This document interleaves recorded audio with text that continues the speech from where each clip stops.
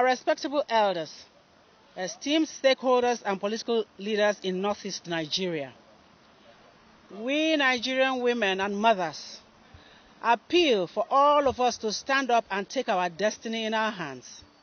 The time has come for us to sit and reason together concerning what has been happening in our country, particularly in the northeast region. We cannot afford to pretend that all is still well when our well-being as a people has been violated and the future for us and our children, including our children's children, threatened.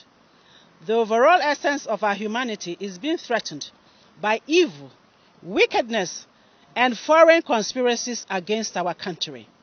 We can no longer pretend that all is well with us when we are being attacked on a daily basis by evil-minded men, when our sources of livelihood are being destroyed and the social order we once enjoyed is being eroded.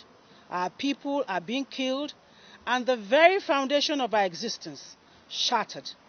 Life is losing its true meaning and our core values being overtaken by a new posture of malice, envy and jealousy, including external conspiracy.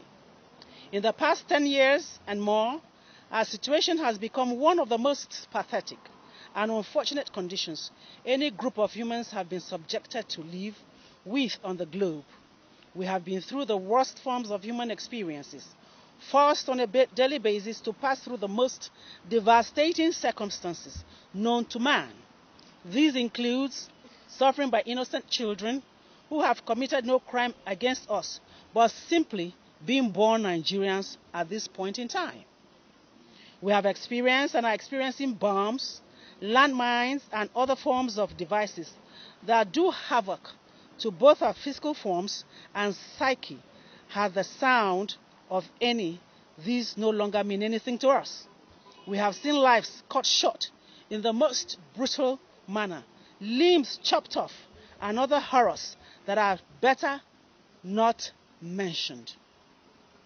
We have seen innocent people butchered, that the red color of blood does not evoke blood-curdling emotions anymore.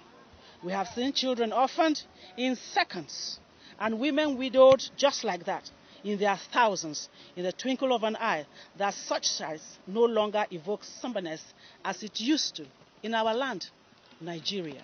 Without fear of contradiction, that our situation is worse than those of nations at war. Those who, under the throes of war, are enabled to identify the casus belli and thereby work towards a plan of action to bring an end to the crisis and make for reconciliation to avoid treading similar paths in future.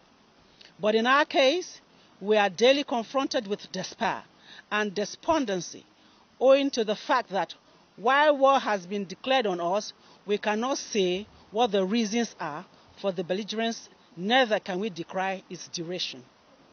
The fact is that we are not even sure who the enemy is, as the more we try to point accusing fingers, the more the fingers keep curving towards us.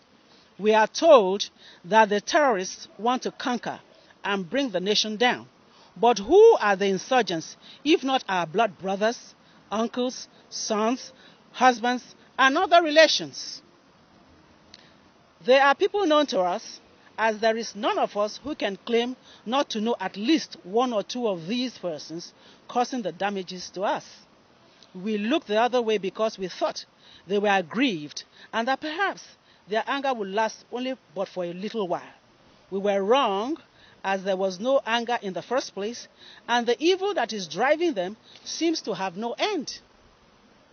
We thought that if we stopped the onslaught on them and talked to them in a tongue they will understand, that they will drop their guns and come home, back to their mothers, back to their fathers, back to their husbands, back to their children.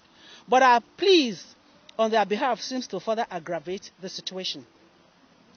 Our silence has crept in on us, and we now realize that we are our own enemies. Our children are being recruited and trained to turn their guns and bombs on us, and we remain silent. Our daughters and sisters are forcefully taken captives, defiled and humiliated, and we look in bewilderment. Our hands are being desecrated with blood, and we say nothing. Our people are being killed and we look the other way. The time has come for us to get out of this shell that has tied our hands and tongues. The time has come for us to take action and speak out against these heinous crimes being committed against our brothers, our husbands. The Northeast used to be the home of peace, an example of perfect social and economic order that people from other parts of the country, and indeed West Africa, send their children to come and acquire Islamic education on our shores, from Bauchi to Gombe, to Borno, to Yobe, Adamawa and Taraba, are vast fertile lands for agriculture, mining and tourism that others not so privileged come to share in our God-given assets. It is not a coincidence that some of the most beautiful landscapes in the country with captivating allure are found in this region. For example, the Yankari Game Reserve, the Lake Alau, the Goza Hills, and the Mambila Plateau are all here. The strategic importance of the zone to the rest of the country are captured in the numerous dams and river basins we have across the zone. But all these cannot on their own yield economic potential to the country and humanity unless we the people put efforts to harness them. And these cannot be harnessed in an atmosphere of brigandage, brouhaha, chaos, cataclysmic social liquidation and war. By the time we realize the effects of these years wasted in chaos and social interruptions, it may just be too late. We therefore appeal to our elders, political leaders, traditional leaders and other stakeholders to join hands with the government and the armed forces of the Federal Republic of Nigeria to extend to them the maximum level of support needed to succeed in the fight against insurgency and for Nigeria to defeat the Boko Haram and ISWAP ideology. This we can achieve by evolving a more pragmatic approach towards defeating the Boko Haram ISWAP ideology that is targeted at breaking Nigeria into pieces. Cooperating with the federal government will send negative signal to the terrorists that it is not business as usual and will put them out of business. Our unequivocal condemnation of the terrorists and their evil habits will send a signal to them that we are now united and want to see the final end of terrorism. Lasting peace will only come if the elders, traditional rulers and stakeholders are passionately involved and work hand in hand with the federal government of Nigeria to see that the wounds begin to heal. Perhaps the insurgents have mistaken our lukewarmness to mean we either condone what they are doing or that we are too scared to talk to them. No one should be too precious to live when the lives of our children, our brothers, husbands of women, and other women are not guaranteed. We must condemn with every ounce these barbaric and dastardly acts and talk to the insurgents to desist from the path they have chosen, that normalcy should return to the Northeast, as we all will be better for it if the force of evil is overthrown.